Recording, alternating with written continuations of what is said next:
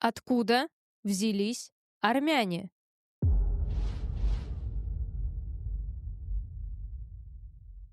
Барев, народ! Меня зовут Ани, и сегодня я предлагаю вам погрузиться в одну из самых загадочных тем.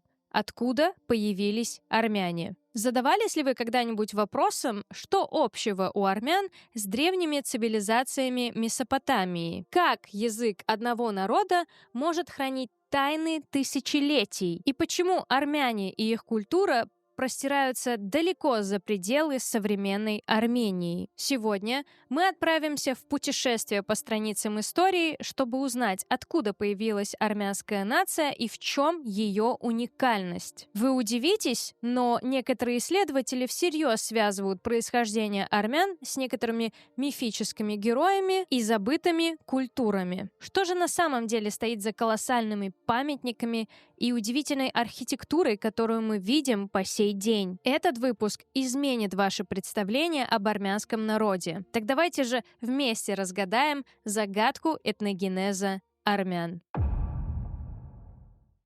Чтобы лучше и глубже разобраться в этногенезе армян, для начала нужно разобраться, что такое Армянское Нагорье. Армянское Нагорье — это горный регион на северо-западе Передней Азии. Армянское Нагорье было заселено с древнейших времен. Первые следы человеческой деятельности на этой территории датируются около 400 тысяч лет назад. Люди здесь были охотниками и собирателями, которые использовали каменные орудия для выживания. И вот что нам нужно запомнить. Формирование армянского народа происходило на территории Армянского Нагорья. На этой же территории армянский народ создавал свою государственность и творил свою самобытную культуру. Впервые термин «армянские горы» встречается в V веке до нашей эры в работе «Анабис» древнегреческого автора Ксенофонта. Отмечу, что Армянское Нагорье почти полностью совпадает с территорией исторической Армении. С древнейших времен она простирается от слияния рек Кур и Аракс до Гамирка, это Каппадокия, а также от Понтийского и Трехгорского хребтов до южных склонов армянского Тавра. Армянское Нагорье характеризуется разнообразностью климата, почвы и растительности, а также богатым животным миром, полезными ископаемыми и множеством рек. Хорошо, с Армянским Нагорьем все понятно, но откуда же там взялись армяне? Вопрос непростой, так как формирование армянского народа происходило не за один год и даже не за одно столетие. Поэтому и называют этот процесс этногенезом. А этногенез народа — это длительный процесс, в результате которого из ряда существовавших до этого этносов на определенной территории, то есть отдельных племен, семейств или групп, складывается новый этнос, осознающий свое культурное отличие от других народов и выражающий это отличие через определенное самоназвание. Говоря простыми словами, на определенной географической территории живут отдельные семейства, которые со временем начинают говорить на одном языке, начинают верить примерно в одних и тех же богов, начинают защищаться от общих врагов и, соответственно, образуют на этой территории родоплеменные союзы. Родоплеменные союзы со временем образуют народ, а народ образовывает государство. И этот процесс может занимать не одно столетие. И так как мы уже говорили, этногенез армян являлся многовековым процессом, ученые до сих пор спорят, предлагая различные гипотезы и теории формирования армянского народа, что в принципе логично, потому что события, о которых мы сегодня будем говорить, происходили очень давно, прям очень давно. Но разберемся с каждой теорией по порядку. Итак, какие же племена населяли Армянское Нагорье? Первые письменные упоминания об Армянском Нагорье и о народах, населявших эту территорию, относятся к 3-му тысячелетию до нашей эры. В клинописных надписях аккадского царя Саргона Древнего и его внука Нарама Суэна. Мы читаем, что во времена походов, совершаемых ими на север от своего государства, они достигали юга армянского Нагорья. И против Нарам Суэна, который на тот момент считал себя властелином всего известного тогда мира, сражался царь страны, которая находилась на армянском Нагорье, и эта страна называлась Арманум. Также из шумерской мифологии мы узнаем о стране Аратта, расположенной в районе Арарата. Наряду с этим мы узнаем, что в IV и III тысячелетии до нашей эры на территории армянского Нагорья у берегов Средиземного моря обитали хуритские племена. Хуритский народ создал два исторически существовавших государства, которые в XV и XIV веках до нашей эры играли важную роль в Передней Азии. Это царство Хури и Митани. Так вот, эти царства Хури и Митани воевали против могущественной державы на территории Малой Азии, а именно против Хеттского царства. Хеттское царство образовало эмигрировавшее из Балканского полуострова индоевропейское племя хеттов. Следует также упомянуть о таком племени, как лувийцы. Лувийцы — это еще один народ на территории Малой Азии, который был ближайшим родственником хеттов. Лувийцы преимущественно населяли Средиземноморское побережье Малой Азии. Примерно в первом тысячелетии до нашей эры лувийцы распались на ряд народов: ликийцев, лидийцев, киликийцев и других. Кстати, согласно одной из гипотез, легендарные троянцы были потомками лувийцев. Так вот, именно хеттские цари XV века до нашей эры вписали в большую историю будущую Армению. Об этом мы узнаем из летописей, обнаруженных в развалинах столицы хеттов Хаттусы, которую греческие географы называли Птерия, а мы теперь называем Богаскёй. Хеттские источники упоминают много областей, расположенных на территории Армянского Нагорья или у ее границ. Например, Хаясса. Да, вы не ослышались, очень созвучно с самоназванием армян Хай. Еще области: Аци, Сухма, Исува, Алше. Все эти области написаны на табличках из Богаскёя в хрониках хеттских царей Супилулилуми I и Мурсилия II. Упомянуты эти мелкие государства в том ключе, что они подчинились власти хеттов добровольно или же принудительно, но эти области исторически упомянуты. И здесь мы подошли к разгадке первой гипотезы этногенеза армян.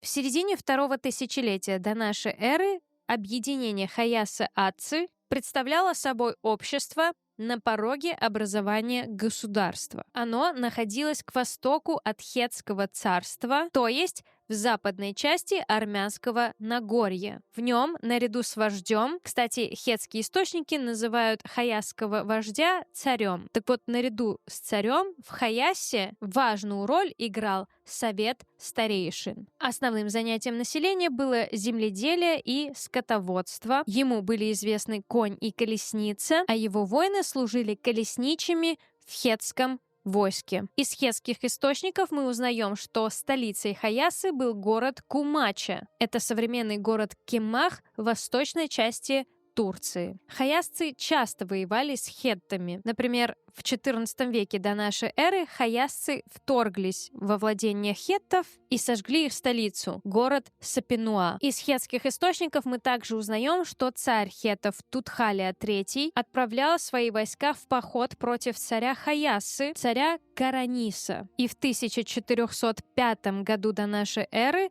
хетты отняли у хаясцев провинцию Цоп.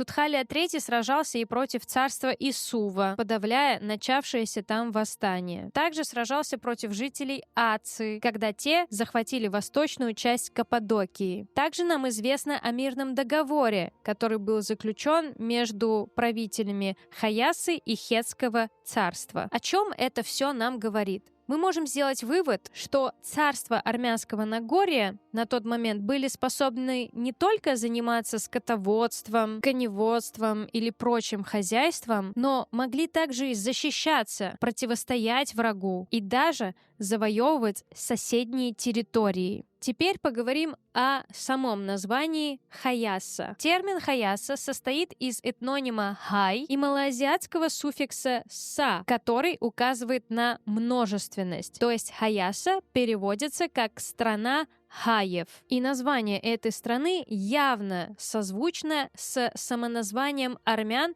которые называют себя Хай, а также указывает на связь этих наименований с именем легендарного родоначальника всех армян Хайка Наапета. В результате большинство ученых, таких как Фарер, Кремчер, Адонс, Капантян, Джаукян, высказали мнение, что именно от названия народа Хай, который населял страну Хаясса-Аци, произошло самоназвание армян. То есть хаяссов можно считать первыми предками армян, а их страну Хаясса — колыбелью армян. Это и является гипотезой Хаясса этногенеза армян. Предполагается, что именно из Хаяссы предки армян, то есть протоармяне, распространились по всей территории Армянского Нагорья, со временем ассимилировали другие племена — хетов, лувийцев, урарцев, и в результате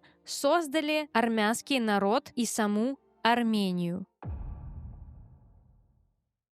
Миграционно смешанная гипотеза этногенеза армян содержит в себе предположение, что пришедшие с запада индоевропейцы-протоармяне растворились среди живших на Армянском Нагорье хуритов, урартов, хеттов и лувийцев, сохранив при этом протоармянский язык. Для раскрытия этой гипотезы нам нужно лучше и глубже разобраться в расположении племенных союзов на Армянском Нагорье и ее границах. После 1200 года до нашей эры сведения о первых предармянских государствах прекращаются. Разумеется, дело не в том, что они тогда исчезли. Просто пало Великое царство хеттов, и поэтому внезапно перестали пополняться архивы Богаскёя. А за 50 лет до падения хеттского царства от рук ассирийцев пали соседние царства Хури и Митани. После своего падения племена этих царств,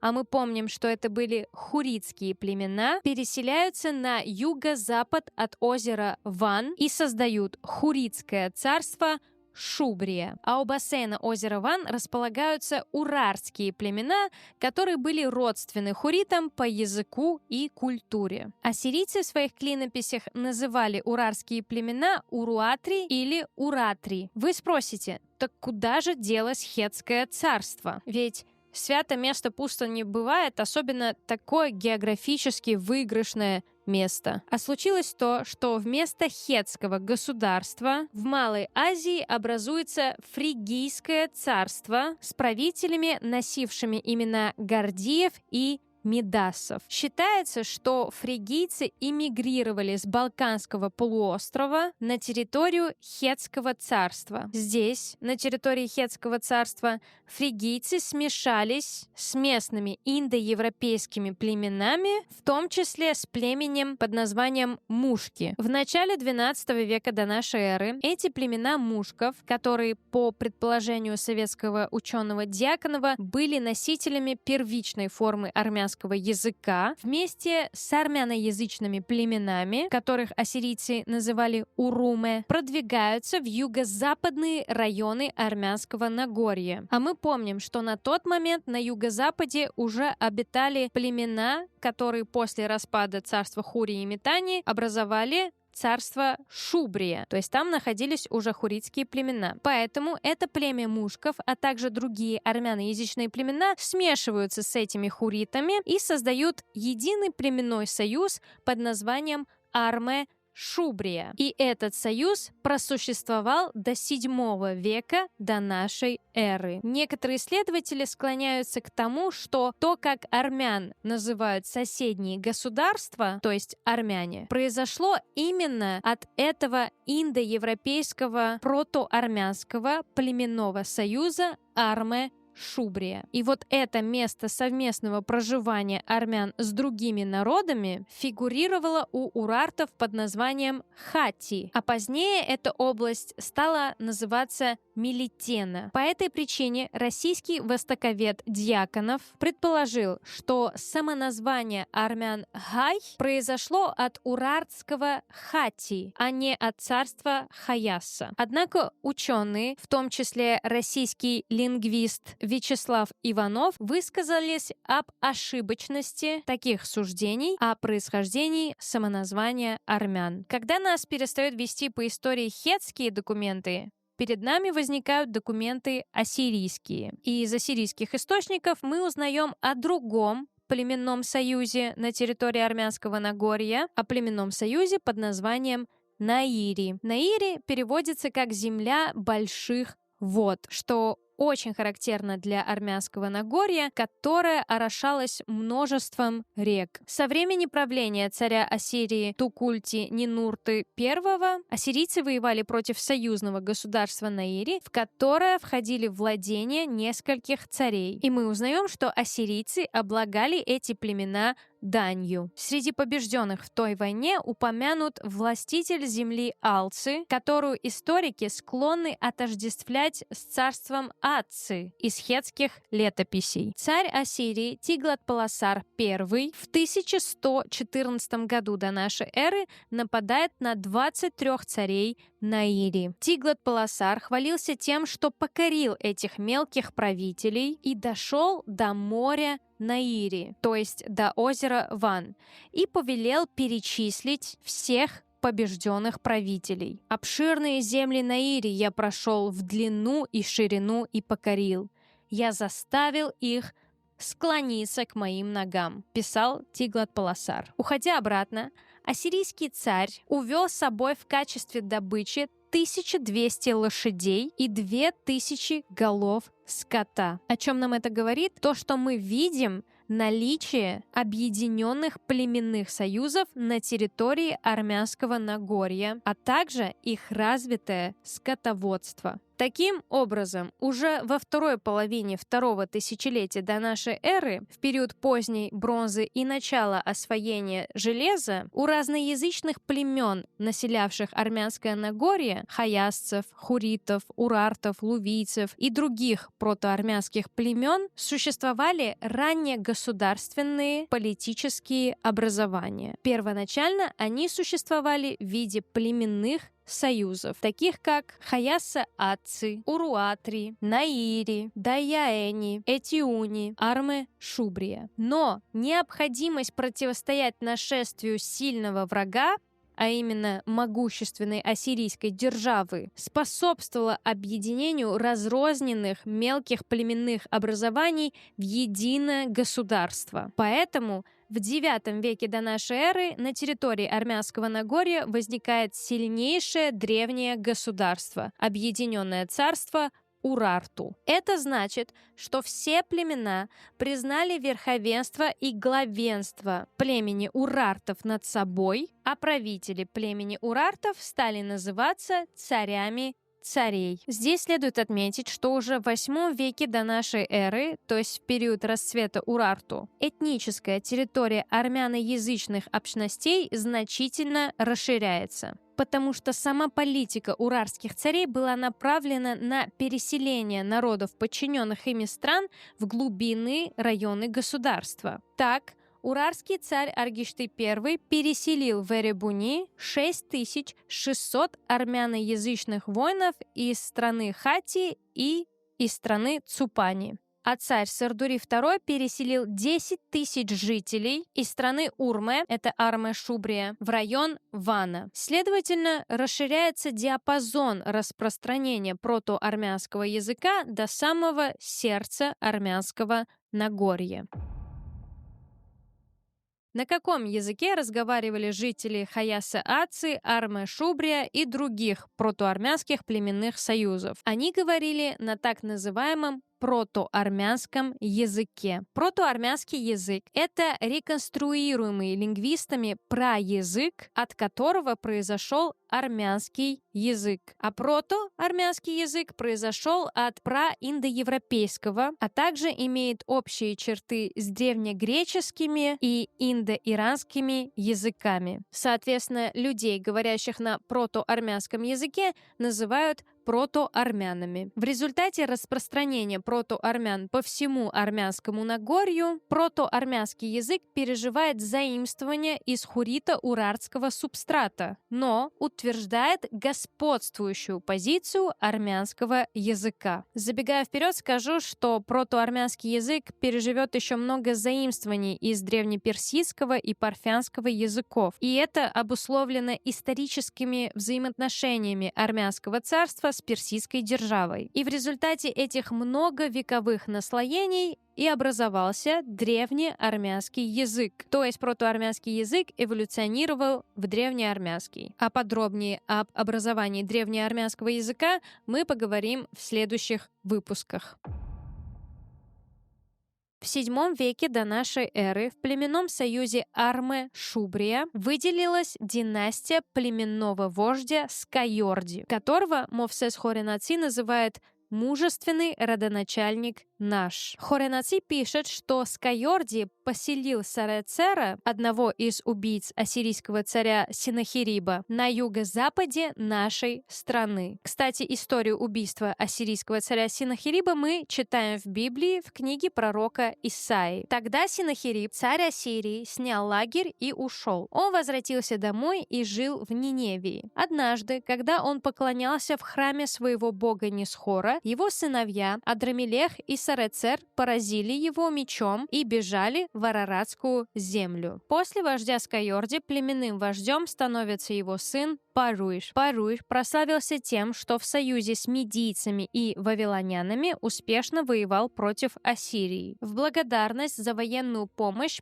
Паруиш был признан медийцами царем царства Араратского, по всей видимости, в пределах страны Арме-Шубрия. Хоренаци называет Паруиша первым венценосцем армянским, наш первый государь, венчанный Варбаком. А Варбак — это легендарный полководец медян и разрушитель ассирийской столицы Ниневии. В 590 году до нашей эры царство Урарту пало, и мы помним, что в результате насильственного или добровольного переселения усилялся в Урарту армянский элемент, потому что армяноязычные племена переселялись по всему Урартскому царству. И таким образом, после падения Урарту на рубеже 7 и 6 веков до нашей эры в центральной части Урарту власть перешла к представителям местного знатного рода Ервандидам, которые образовали армянское царство, а первым царем этого армянского царства стал Ерванд I. О чем это нам говорит? О том, что непосредственно на смену Урарту, которая, как я уже говорила, просуществовала до 590 года до нашей эры, пришло ее историческое наследие — армянское царство. Оно сложилось уже на основе широко распространившейся здесь армянской этнической общности. Армянское царство включало в свой состав также царство Паруиджа. Столицей армянского царства, как и столицей Урарту, стал город Тушпа. В тот период армянское царство находилось под протекториатом Медийской державы, которой было обязано выплачивать дань и помогать войскам. Но Медийская держава была разгромлена в VI веке до нашей эры персидским царем Киром II Великим. И по мнению большинства ученых, к этому моменту в основном уже завершился сложный, длившийся несколько веков процесс этногенеза армян. То есть армянский народ и армянское царство окончательно были сформированы на Армянском Нагорье к середине VI века до нашей эры. Ну и, конечно же, говоря про начало формирования армянского народа, я не могу не упомянуть легенду про отца всех армян Хайка Наапета. Хайк Наапет — это легендарный прародитель армянского народа. а также основоположник династии Хайказуни. Согласно христианской традиции, является одним из потомков библейского Торгома, внука Ноя. А как мы знаем из Библии, после всемирного потопа Ноев ковчег остановился на Араратских горах, где человечеству был дан второй шанс. Согласно древнеармянской мифологии, самоназвание армян Хай происходит от имени великана-исполина Хайка. По преданию, Хайк летом 2492 года до нашей эры перешел из Месопотамии на побережье Вана во главе с 300 мужами и их семьями. Хайк основал армянское государство и начертил ее границы вокруг 3 озер – Ван, Урмия и Сиван, а все вместе вокруг горы Арарат. Но правитель Вавилона, тиран Бел, вторгается в созданное Хайком царство, потому что Хайк отказался поклониться и подчиниться Белу. И 11 августа 2492 года до нашей эры в местечке Хайот-Дзор, что переводится как «долина Хайка», между ними происходит сражение. В этом сражении Хайк убивает Бела выстрелом из лука. Труп Бела, убитого армянским царем, подняли на вершину горы и сожгли. Оставшийся от Бела пепел превратился в воду, а воины Бела и караваны его верблюдов от страха окаменели. Хайк становится основоположником армянского царства. Сам он обожествляется, и народ начинает называть себя именем Хай, подчеркивая свою родословную от легендарного исполина. Перед смертью Хайк дарует власть в стране своему старшему сыну Арманьяку, а от одного из правнуков Хайка Арама происходят разные производные формы, которым называют армянский народ его соседи. Армани, армяне, эрмении, аримы и так далее. 11 августа считается у армян началом национального календаря, и этот день до сих пор является у армян днем всенародного праздника Навасарда, армянского Нового года. Разумеется, это все лишь наверняка красивая легенда, но историки считают, что в легенде могут быть заложены реальные факты векового противостояния древних армян против своих воинственных соседей – ассирийцев, вавилонян, хеттов и прочих. То есть в легенде отражена борьба армянского народа за свою свободу, которая длится уже многие тысячи лет подряд.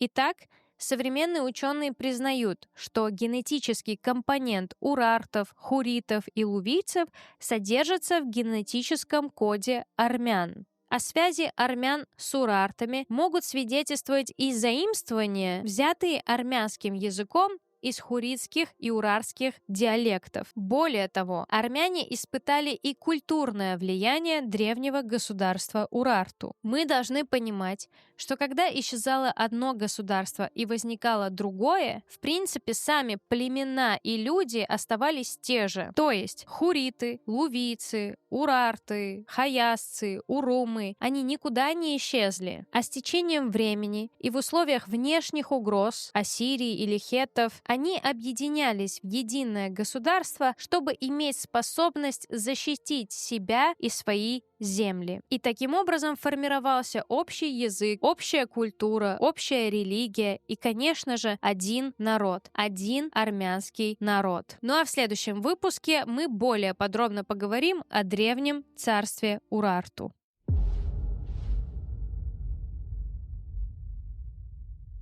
Друзья, спасибо, что посмотрели это видео до конца. Если вам был полезен этот выпуск, поставьте лайк на это видео.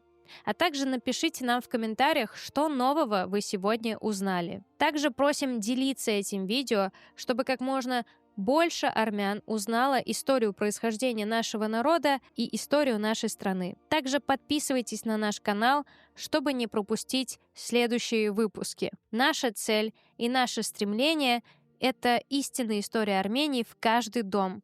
И это мы можем сделать только совместными усилиями. Спасибо, что были с нами. Мнак Баров.